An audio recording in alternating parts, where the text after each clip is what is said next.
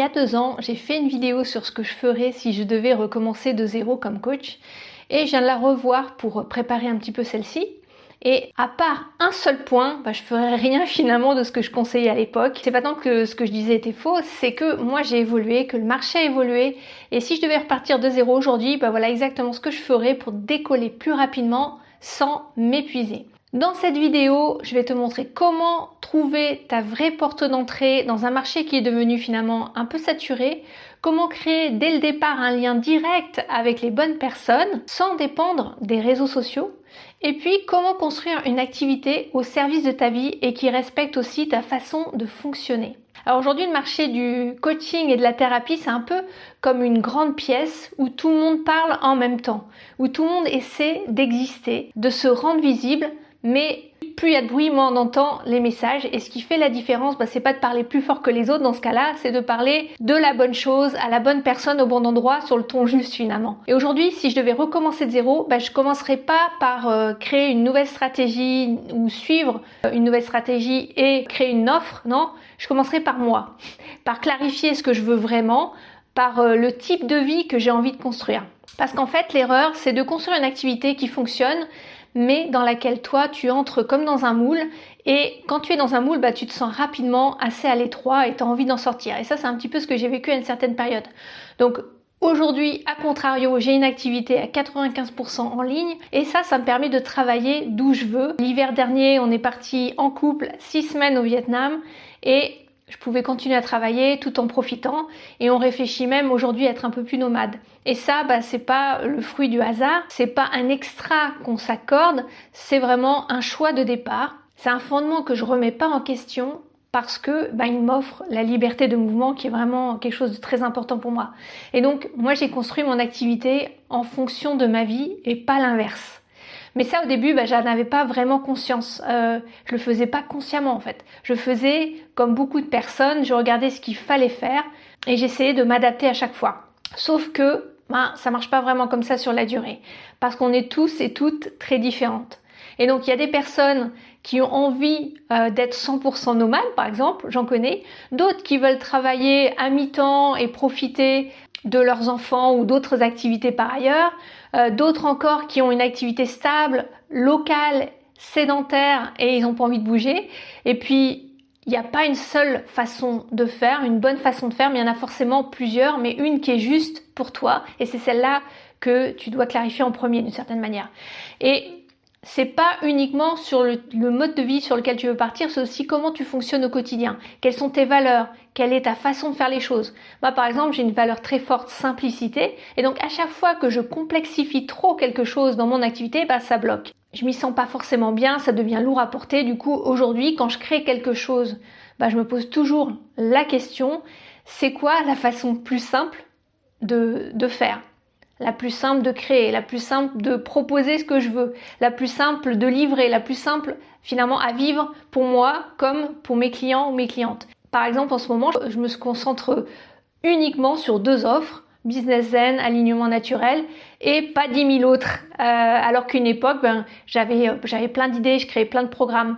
Je me pose cette question, c'est quoi le plus simple parce qu'elle est en rapport avec mes valeurs encore une fois. Je préfère faire 2 choses bien plutôt que une dizaine de choses moyennement. Et au-delà du mode de vie et des valeurs, le dernier truc qui change tout, c'est ta vision. Parce que tu peux te poser la question, pourquoi tu fais ce que tu fais? Vers quoi tu veux aller? Moi aujourd'hui, ma vision, c'est de permettre aux coachs et aux thérapeutes d'être pleinement eux-mêmes à travers leur activité, de vivre de leur talent, en se sentant pleinement à leur place, en se sentant libre, en se sentant utile, en faisant ce qu'ils aiment à leur échelle et à faire évoluer aussi les consciences. Et ça, c'est pas juste une jolie phrase que j'ai mise sur mon site web, c'est ce qui guide finalement mes décisions tous les jours. Ça m'aide aussi à choisir avec qui je travaille, quand je vais faire un programme ou pas, quand je vais dire oui ou non à un projet. Et si j'avais pas cette vision, je ferais des choix sans cohérence dans la durée et dans le temps en fait. Alors que là, j'ai un cap qui est clair. Et il y a un dernier élément qu'on oublie aussi quand on démarre, c'est que selon qui tu es, t'as pas envie de communiquer de la même façon. Par exemple, moi j'aime bien co-créer J'aime travailler avec des partenaires qui partagent mes valeurs et qui ont déjà parfois l'audience que j'aime toucher, avec qui j'aime travailler. Et du coup, ma visibilité, elle repose en partie sur ça, pas seulement sur les publications sur les réseaux. Et peut-être que pour toi, c'est l'inverse. Peut-être que toi, t'adores écrire, t'adores aussi parler face caméra en live, ou que tu préfères les rencontres en petit comité, en présentiel. Il n'y a pas, encore une fois, de bonne réponse ou de meilleure réponse. C'est celle qui colle finalement à qui tu es. Et donc, cette façon de connaître ton profil de communicante, c'est super important parce que sinon, tu vas te forcer à faire des choses qui te ressemblent pas et tu vas t'épuiser et puis peut-être finir par renoncer. D'ailleurs, j'ai créé un quiz pour t'aider à identifier ton profil de communicant ou de communicante. Tu vas y découvrir ta façon naturelle d'être visible et de vendre et d'attirer des clients. Le lien est dans la description et je t'invite vraiment à le faire avant d'aller plus loin parce que c'est beaucoup plus simple de poser des actions quand on sait d'où on part, qui on est intrinsèquement. Une fois que tu as posé tout ça, tout le reste devient beaucoup plus simple à construire.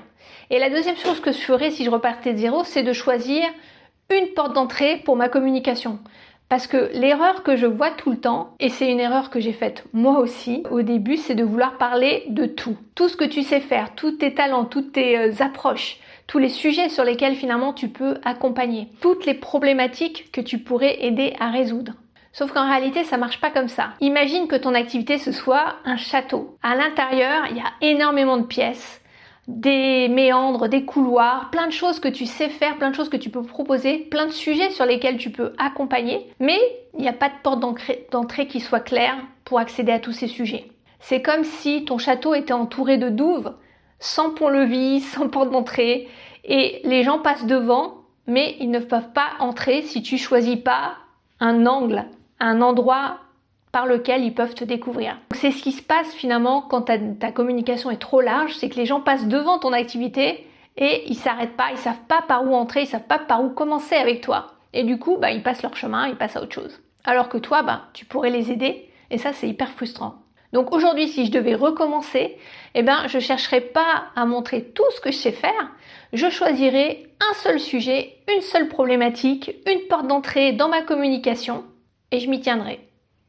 Et d'ailleurs, je suis sûre que ce sujet, cette porte d'entrée, tu la connais déjà très bien. C'est quelque chose peut-être que tu as vécu, c'est quelque chose que tu comprends de l'intérieur. C'est peut-être même une ancienne version de toi à laquelle tu peux reconnecter pour partager une offre. Et c'est ça qui va faire la différence, c'est parce que quand tu parles d'un sujet précis, d'un problème clair que vivent les personnes, les bonnes personnes se reconnaissent immédiatement dans ce que tu proposes. Et à partir de là, la porte principale de ton château s'ouvre. Ce sont des premières personnes qui entrent dans ton univers et une fois qu'elles sont à l'intérieur, tu as juste à leur faire découvrir le reste, à leur faire un tour du propriétaire pour voir les autres portes par lesquelles elles peuvent passer. C'est d'autres sujets, tout ce que tu es capable finalement de proposer. Mais ça vient après. En d'autres termes, faut pas chercher à être complète sur tout. Il faut chercher finalement à être identifiable sur une chose pour rendre ton château accessible. Et une fois que tu as ta porte d'entrée, là tu peux penser à ton offre. Et quand je dis une offre, c'est une offre. Et ça, c'est un gros changement par rapport à ce que j'ai pu faire aussi auparavant. Je voulais créer quelque chose de complet, quelque chose de parfait, quelque chose qui couvre tous les sujets que je peux apporter, tout ce que j'ai appris aussi, que je peux transmettre. Sauf que plus c'est large, plus c'est lourd à consommer pour les personnes qui te découvrent. Donc aujourd'hui, si je devais recommencer, je ferais l'inverse. Je créerais pas une offre complète où il y a tout dedans. Je créerais une offre simple, une offre qui répond à finalement une seule problématique, qui amène à un résultat précis, un seul, et un résultat que la personne peut réellement identifier, voir, ressentir, nommer. Pas je t'accompagne à aller mieux, mais quelque chose de beaucoup plus concret. Par exemple, débloquer X en X semaines pour obtenir Y. Et surtout, je la proposerai en premier. Je verrai si ça intéresse, si ça résonne avec des gens et si des personnes sont prêtes à s'engager auprès de moi. Et ensuite seulement, je construirai cette offre. Quand je dis je la construirai, c'est-à-dire que je créerai le programme en lui-même. Donc là, si tu fais ça, ça t'évite de passer des heures à créer quelque chose que personne ne va vouloir.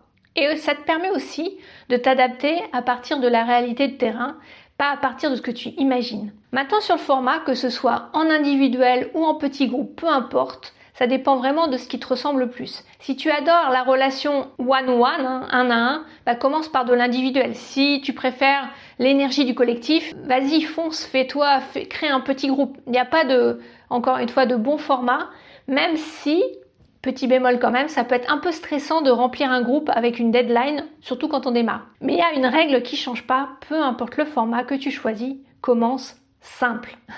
Donc concrètement, ton offre, elle tient sur 4 lignes. C'est très simple. À qui c'est destiné? Quelle est la promesse? Quel est le résultat que tu peux vraiment observer comme si tu avais une caméra sur l'épaule?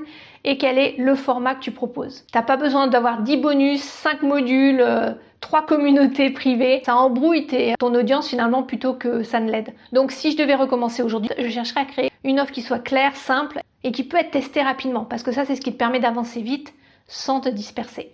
Mais pour vendre cette offre, il faut bien sûr avoir des personnes à qui la proposer, tu vas me dire. Très bonne remarque. Et c'est là que beaucoup se reposent uniquement sur les réseaux sociaux, sauf que c'est probablement la chose que je changerai le plus aujourd'hui. Et il y a une chose que j'aurais aimé mettre en place dès le début et que je te recommande vivement. Et là, on arrive au seul conseil de ma vidéo d'il y a 2 ans que je garderai encore aujourd'hui à te partager, c'est de construire ta liste email dès le départ. Si je devais recommencer aujourd'hui, c'est ce que je ferais et je le ferais encore plus tôt que ce que j'ai fait quand j'ai démarré. Pas dans 6 mois, pas dans quand j'aurai plus de visibilité. Parce que bon, les réseaux sociaux c'est bien, mais c'est pas super stable. Tu peux publier et jamais être vu, tu peux avoir des abonnés ou des gens qui te suivent sans vraiment créer du lien. Et surtout, tu maîtrises pas la relation à ces personnes-là, alors que l'email, c'est complètement différent. D'abord, les personnes, elles te laissent leur adresse, donc elles choisissent finalement d'entrer dans ton univers.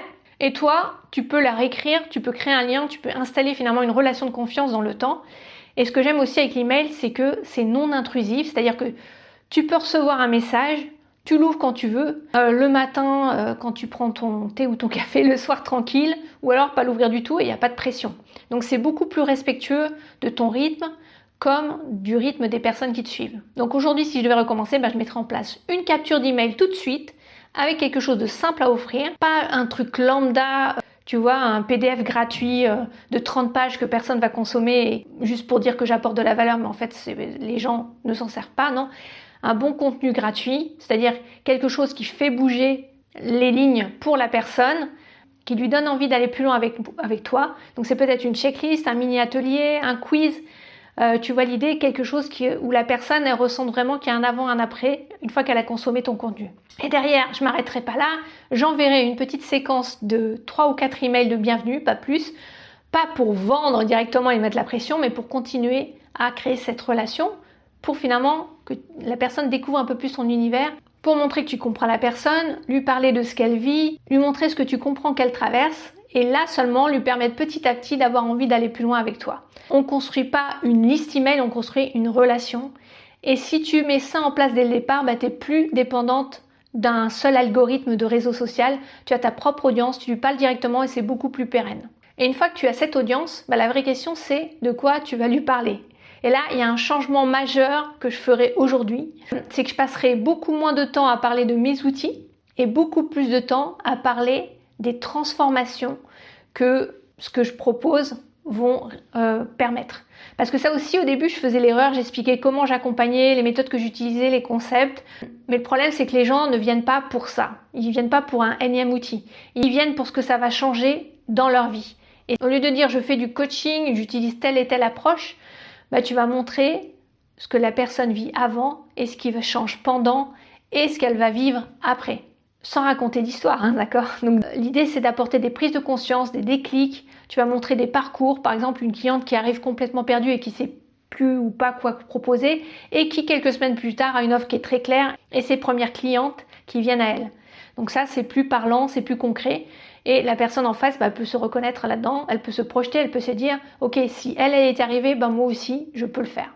Et en plus aujourd'hui, sur le marché du coaching et de la thérapie, il y a beaucoup de monde. Donc tout le monde a sa méthode, tout le monde vient avec quelque chose, ses outils, etc. Tout le monde a une approche en fait. Donc ce qui différencie vraiment, c'est pas une technique de plus, c'est parce que d'autres personnes l'ont aussi. Ce qui différencie, c'est ton regard, c'est le parcours de tes clients, c'est les transformations que tu rends possibles. Et ça, personne d'autre ne peut le porter à ta place. c'est souvent ça aussi qui t'amène à être plus précise et à parler à un type de personne en particulier, à adresser une problématique plus spécifique. Et ça, au début, ça peut faire un petit peu peur. On peut se dire, oui, mais du coup, si je parle à telle personne, je vais exclure des gens. En réalité, c'est l'inverse. Plus tu es précise, plus les bonnes personnes se sentent concernées, plus elles se reconnaissent et plus elles vont venir vers toi. Donc, si je devais recommencer de zéro, je construirais toute ma communication autour de ça. Les transformations, les parcours, le vécu de mes clients, bien plus que les outils, comme je disais. Et c'est ça qui va donner envie d'aller plus loin avec toi. Puis, il y a un dernier point qui est pas une étape stratégique, mais qui mérite qu'on en parle, parce que tout ce que je viens de dire, c'est-à-dire choisir ta porte d'entrée, créer une offre, te montrer, partager des transformations, ça demande de prendre un peu plus ta place, de te rendre visible. Et ça, ça crée souvent une forme d'inconfort chez les gens à qui j'ai affaire. Peut-être tu peux commencer à douter, tu peux te sentir un peu moins légitime, pas assez clair, pas assez à la hauteur, hésiter à parler de ton offre, à annoncer ton tarif, à te filmer, hésiter à écrire un email. Bref, à prendre un peu plus ta place, changer de posture. Et en fait, ça c'est tout à fait normal. C'est pas un problème à régler en une bonne fois pour toutes, parce qu'en fait, tout ça, ça sort au fur et à mesure de tes étapes. À chaque fois que tu évolues, en fait, à chaque fois que tu avances dans ton activité, à chaque fois que tu montes d'une étape, d'une marche, tu vas vivre ce genre de choses.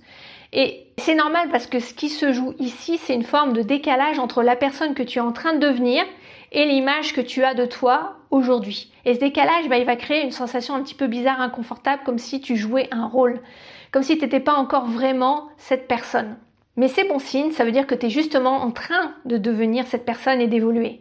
Donc aujourd'hui, si je devais recommencer, je ne chercherais pas à éliminer cet inconfort, je chercherais finalement à apprendre à l'accueillir, à avancer avec lui, à le traverser petit à petit. J'essaierai même pas de le régler avec un coach pour tout d'un coup enlever ce problème. C'est pas en une séance que ça va se régler, parce que c'est des déclics qui se font au fur et à mesure que tu avances. Tu vas ajuster, tu vas tester des choses, tu vas peut-être te tromper, tu vas recommencer, et à chaque fois, tu deviens un peu plus solide et tu traverses comme ça des paliers. Tu es un peu plus aligné, un peu plus à ta place. Et donc la vraie question, c'est pas comment je fais pour ne plus douter, c'est plutôt comment je continue d'avancer même quand je doute. Et ça se travaille au fil du temps, en étant bien entouré, avec des personnes qui comprennent ce que tu traverses, peut-être qu'on fait le chemin avant toi, et qui peuvent t'aider à voir ce que toi, qui as le nez dans ton activité aujourd'hui, tu vois pas forcément. Donc je te rassure, si tu ressens le doute, l'hésitation, l'envie de te cacher parfois, de pas te montrer, dis-toi que c'est ok, c'est juste que tu es en train d'évoluer, c'est pas un signe d'échec. Et si tu sens que justement cette partie-là, c'est-à-dire te rendre visite, prendre ta place, communiquer de manière alignée avec qui tu es, c'est encore un petit peu flou, un petit peu tâtonnant, tu peux réaliser le quiz que j'ai mis à ta disposition, le lien est dans la description. Tu vas pouvoir identifier ton profil de communicante, comprendre ce qui est naturel pour toi dans ta façon de communiquer. Le lien est dans la description.